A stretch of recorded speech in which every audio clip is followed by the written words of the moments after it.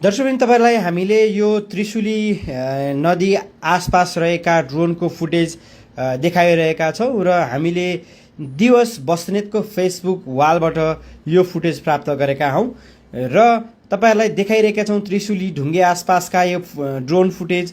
यहाँ चाहिँ सयौं घरहरू यसरी डुबानमा परिएको छ र यतिखेर यो चाहिँ बगरमा परिणत भएको छ।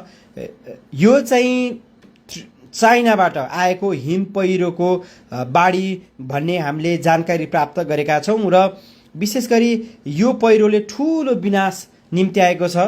देशको धेरै ठाउँहरू ध्वस्त बनाएको छ। अधिकांश रसुवाको टिमुरेदेखि चाहिँ अत्यन्तै धेरै क्षति भएको भन्ने हामीले जानकारी प्राप्त गरेका छौं र टिमुरेमा चाहिँ अलि धेरै जनधनको पनि क्षति भएको भन्ने हामीले जानकारी प्राप्त गरेका छौं र यति बेला तपाईहरुलाई हामीले त्रिशुली आसपासका ड्रोन फुटेज देखाइरहेका छौं। यो बाढी कसरी आएको थियो, बाढी चाहिँ बजार क्षेत्रमा कसरी वेगसहित पसेको थियो भन्ने हामीले तपाईहरुलाई दृश्यमा देखाइरहेका छौं र यहाँ बनेका हाइड्रो पावरहरू पनि नरहेको पनि हामीले तपाईहरुलाई देखाइरहेका छौं र अहिले चाहिँ यो विशेष गरी चाइनाबाट आएका जुन यो बाढीले अत्यन्तै ठूलो क्षति पुर्याएको छ।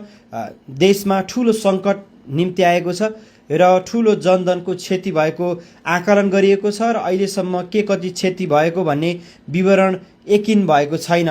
ठाउँ ठाउँमा अझै पनि चाहिँ आउने क्रम जारी रहेको भन्ने पनि हामीले जानकारी प्राप्त गरेका छौं र अझै पनि केही त्यहाँ माथि चाइनामा रहेका केही ड्यामहरू फुट्न बाँकी रहेको र ती चिजहरू पनि आउन बाँकी रहेको भन्ने पनि हामीले सुन्नमा आएका छौं। तैपनि तपाईहरु यो खोलाको तटीय क्षेत्रमा बस्दै हुनुहुन्छ भने तपाईहरु एकदमै सुरक्षित भएर बस्नुहोला। आसपासमा तपाईहरुले यो जुन खोलाको विध्वंस तपाईहरुलाई हामीले देखाइरहेका छौं, जुन चाहिँ यो त्रिशुली खोला हामी भन्छौं र विशेष गरी यो जनै पूर्णेको ठ्याक्कै बेला मेलाको अवसरमा धेरै तीर्थालु भक्तजनहरू गोसाइकुण्ड जाने क्रम पनि यही बाटो हुँदै जाने भएको हुनाले उहाँहरूलाई पनि प्रभावित भएको र केही मानिसहरू बेपत्ता भएको भन्ने पनि हामीले सुनेका छौं। पक्कै पनि भगवानको कृपाले सबैजना सकुशल रहून् भन्ने हाम्रो कामना रहेको छ र यस्ता विध्वंसकारी जुन एक खालका भइरहेको छ देशमा, यो अहिले बाढी पहिरो आइरहेको छ, यो कारणले हामी धेरै पछि परिरहेका छौं। अब हाम्रो देश विकास भइरहेको छ तर बेला बेलामा हामीलाई प्रकृतिले पनि ठगिरहेको अवस्था छ।